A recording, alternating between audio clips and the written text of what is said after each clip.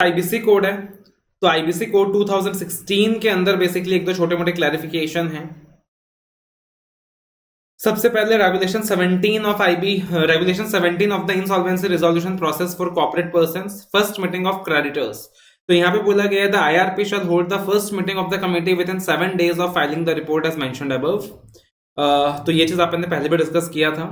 Where the appointment of resolution professional is delayed, अगर यहाँ पे रिजोल्यूशन प्रोफेशनल का अपॉइंटमेंट डिलेड हो गया है तो आईआरपी क्या करने वाला है, परफॉर्म करने वाला है functions of the resolution professional from the 40th day of the insolvency commencement date till a resolution professional is appointed under section 22। तो एमसीक्यू के लिए इंपॉर्टेंट हो सकता है कि अगर रिजोल्यूशन प्रोफेशनल के अपॉइंटमेंट में डिले होता है तो आईआरपी क्या करने वाला है, जो इंटरिम रिजोल्यूशन प्रोफेशनल है वही क्या करने वाला है, रिजोल्यूशन प्रोफेशनल के फंक्शंस परफॉर्म करने वाला है from the 40th day of the insolvency commencement date till a resolution professional is appointed under section 22। तो 40th day से वो क्या करने वाला है, आरपी के सारे फंक्शंस डिस्चार्ज करने वाला है। उसके बाद we have regulation 18 meetings of the committee. A resolution professional may convene a meeting of the committee as and when he considers necessary and shall convene a meeting if a request to that effect is made by the members of the committee representing 33% of the voting rights। तो resolution professional क्या कर सकता है, कभी भी meeting of committee बुला सकता है जब भी उसे जरूरी लगे, अगर रिक्वेस्ट किया गया है in writing by the members of the committee representing 33% of the voting rights. तो अगेन ये भी एमसीक्यू के लिए काम की चीज है कि अगर 33% ऑफ द वोटिंग राइट्स वाले लोग चाहते हैं तो रिजोल्यूशन प्रोफेशनल कभी भी मीटिंग बुला सकता है। Regulation 25, voting by the committee. The resolution professional shall take a vote of the members of the committee present in the meeting on any item listed for voting after discussion on the same. At the conclusion of a vote at the meeting, the resolution professional shall announce the decision taken on items along with names of the members of the committee who voted for or against the decision or abstained from voting। ज्यादा काम का नहीं है, बिल्कुल procedural है, right कि जब भी किसी पार्टिकुलर मैटर पे वोट होगा और वो कंक्लूड हो जाएगा, वोटिंग कंक्लूड हो जाएगी, तो रिजोल्यूशन प्रोफेशनल को अनाउंस करना पड़ेगा क्या डिसीजन लिया गया है, किन लोगों ने उस चीज के फेवर में वोट किया, किन लोगों ने उस चीज के अगेंस्ट में वोट किया और किन लोगों ने वोटिंग से एब्सटेन किया। तो ज्यादा काम का नहीं है। Regulation 25A, voting by the authorised representative. तो अब जो ऑथराइज्ड रिप्रेजेंटेटिव है जो जाता है और वोट कास्ट करता है फाइनेंशियल क्राइटर की जगह, तो अल्टीमेटली फाइनेंशियल क्राइटर क्या करता है, अपनी जगह ऑथराइज्ड रिप्रेजेंटेटिव को भेजता है to go and cast his vote. तो अकॉर्डिंगली वो क्या करेगा, किस तरीके से वोटिंग करेगा, the authorised representative shall cast his vote in respect of each financial creditor or on behalf of all financial creditor he represents in accordance with the provisions of subsection 3 और subsection 3A और section 25A as the case may be। तो जिस financial creditor को represent कर रहा है वो accordingly उसके अकॉर्डिंगली वोट करेगा, उतना ही वोटिंग शेयर इसको मिलेगा। अगर वो मल्टीपल फाइनेंशियल क्रेडिटर्स के बिहाफ में गया तो उन फाइनेंशियल क्रेडिटर्स में जो मेजोरिटी डिसीजन है, जो भी मेजोरिटी डिसीजन है उसके अकॉर्डिंगली क्या करने वाला है, ऑथराइज्ड रिप्रेजेंटेटिव अपना वोटिंग कास्ट करने वाला है। अब ये जो अमेंडमेंट्स था ना आईबीसी कोड के अंदर, ये तो था टाइम पास। मैं बताऊं एक भी अमेंडमेंट काम का नहीं था, एक भी अमेंडमेंट काम का नहीं था, सिर्फ ये 40th डे वाला पॉइंट काम का था। अब जो हम लोग पढ़ने वाले हैं ना ये काम का है, regulation 40A and 40B। This is the only amendment जो आईबीसी कोड में आई विल से काम का है।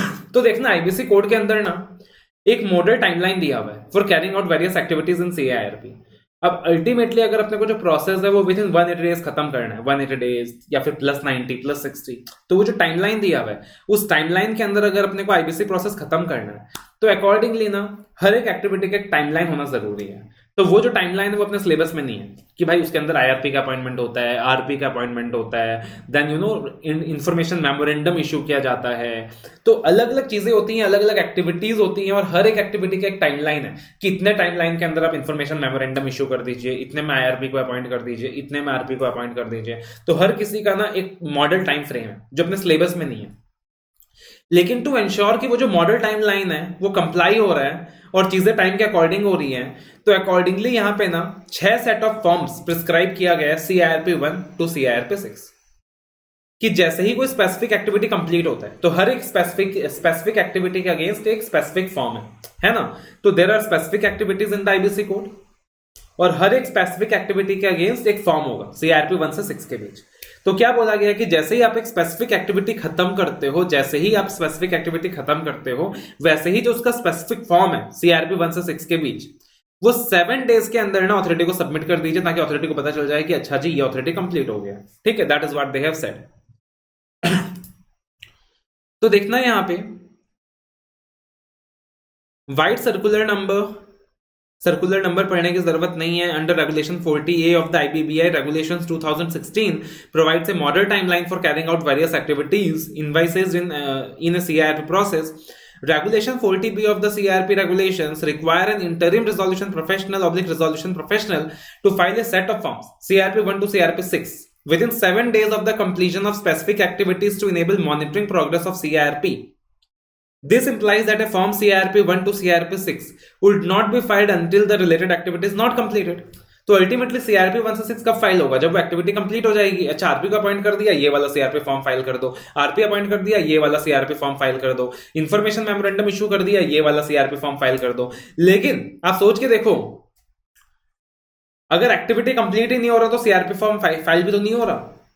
एक्टिविटी कंप्लीट हो रहा तब तो CIRP फॉर्म फाइल हो रहा है. उससे पता चल रहा है कि हाँ जी एक्टिविटीज आर इन प्रोसेस. लेकिन अगर CIRP फॉर्म फाइल नहीं हो रहा तो उससे भी तो हमें पता नहीं चल रहा कि चीजें सही से हो रही हैं कि नहीं हो रही. तो अब एक नया फॉर्म फिर से उन्होंने डाला CIRP 7. बोला जो भी ड्यू डेट था for the completion of activity, जो भी ड्यू डेट था of the completion of activity, अगर उस ड्यू डेट तक वो एक्टिविटी कंप्लीट नहीं हुआ है ना, अगर वो ड्यू डेट तक वो एक्टिविटी कंप्लीट नहीं हुआ है ना, तो आप CIRP 7 फाइल कर दीजिए विद इन 3 डेज. मान लीजिए लेटर से जो भी कैलकुलेशन वगैरह करते थे हम लोग डेज का, तो वो डेज का कैलकुलेशन वगैरह करके ऐसा बनता है कि 15 सितंबर तक इंफॉर्मेशन मेमोरेंडम इशू हो जाना चाहिए, बट 15 सितंबर तक इंफॉर्मेशन मेमोरेंडम इशू नहीं हुआ. That was the due date for the issuance of information memorandum. तो CIRP 7 3 डेज के अंदर फाइल कर दीजिए. CIRP 7 3 डेज के अंदर फाइल कर दीजिए, यानी 18 सितंबर तक फाइल कर दीजिए. सिर्फ इतना ही नहीं, उसके बाद हर 30 डेज में CIRP 7 फाइल करते जाइए. हर 30 डेज में, मतलब 18 सितंबर को तो फाइल किया ही था, फिर अकॉर्डिंगली 17 अक्टूबर तक CIRP 7 फाइल कर दीजिए. राइट. फिर अकॉर्डिंगली 16 नवंबर तक CIRP 7 फाइल कर दीजिए. फिर अकॉर्डिंगली वो 15 दिसंबर या 16 दिसंबर जो भी डेट बनता है वहां तक CIRP 7 फाइल कर दीजिए. मतलब एक बार एक्टिविटी कंप्लीट नहीं हुई तो उसके 3 डेज के अंदर, ड्यू डेज के 3 डेज के अंदर CIRP 7 फाइल कर दीजिए, ताकि अथॉरिटी को पता चल जाए कि एक्टिविटी कंप्लीट नहीं हुआ है. और उसके बाद हर 30 डेज के अंदर CIRP 7 फाइल करते जाइए. So this is something very important for MCQ. तो देखना ये टेबल के थ्रू इसको एक्सप्लेन किया हुआ है. तो यहाँ पे 4 कॉलम्स हैं. Serial number, activity requiring filing of form CIRP 7 if not completed by the specified date, timeline for filing form CIRP 7 for the first time, या फिर timeline for subsequent filing of form CIRP 7.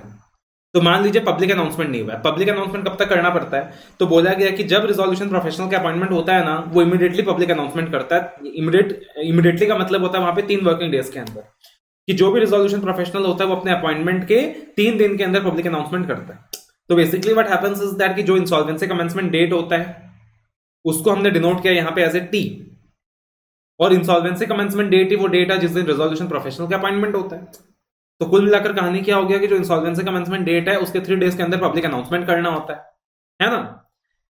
तो यहाँ पे जहां पे T लिखा हुआ है it means the insolvency commencement date. तो पब्लिक अनाउंसमेंट नहीं हुआ in T+3 days, because ideally T+3 days में पब्लिक अनाउंसमेंट हो जाना चाहिए था.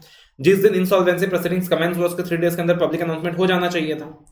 या फिर आरपी का अपॉइंटमेंट नहीं हुआ है इन T+30th डे, तो इंसॉल्वेंसी प्रोसीडिंग्स कमेंस हो गया, उसके बाद 30 डेज पार हो गए, आरपी का अपॉइंटमेंट नहीं हुआ. इंफॉर्मेशन मेमोरेंडम इशू करना पड़ता है with in 51 days of public announcement. तो 51 डेज पार हो गया पब्लिक अनाउंसमेंट को, लेकिन अभी तक भी इंफॉर्मेशन मेमोरेंडम इशू नहीं हुआ. तो ये तो हो गया सर एक्टिविटीज का लिस्ट. अब अपने को देखना है what is the timeline for filing CIRP 7. तो जो भी ड्यू डेट है प्लस 3 डेज.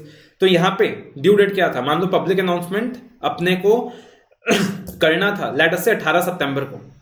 15 सितंबर was the insolvency commencement date, तो इसमें हमने +3 कर दिया, यानी ड्यू डेट क्या हो गया 18 सितंबर. तो 18 सितंबर इज द ड्यू डेट जहां पे पब्लिक अनाउंसमेंट हो जानी चाहिए थी, है ना. अब 18 सितंबर ड्यू डेट है, तो इसके 3 डेज तक CIRP 7 फाइल करना है, यानी +3, यानी 21 सितंबर तक CIRP 7 यहाँ पे फाइल करना है. 21 सितंबर तक यहाँ पे CIRP 7 फाइल करना है. तो अब यहाँ पे 21 सितंबर क्या हो गया? X हो गया. 21 सितंबर क्या हो गया? X हो गया. तो अब बोला गया सब्सिक्वेंट फाइलिंग का क्या टाइम होगा? X+30th day, X+60th day, X+90th day, and so on till the activity is completed. Similarly, appointment of RP is not made by T+30th day. तो accordingly हम क्या निकाल लेंगे? यहाँ पे T हमें पता है 30th day, तो अकॉर्डिंगली हम ड्यू डेट निकाल लेंगे. तो ड्यू डेट +3 डेज तक CIRP 7 फाइल करना है, और फिर जो डेट निकल के आती है वो है X. तो X+33 day, X+63 day, X+19 day हमें सब्सिक्वेंट फाइलिंग्स ऑफ CRP7 करना है। तो इस तरीके से यहाँ चार्ट के थ्रू इन्होंने पूरा प्रोसेस को एक्सप्लेन किया हुआ है। तो ये एग्जाम के लिए इंपॉर्टेंट हो सकता है, इसको आप ध्यान रख लेना, है ना। तो IBC कोड के अंदर this is the only amendment that you need to remember.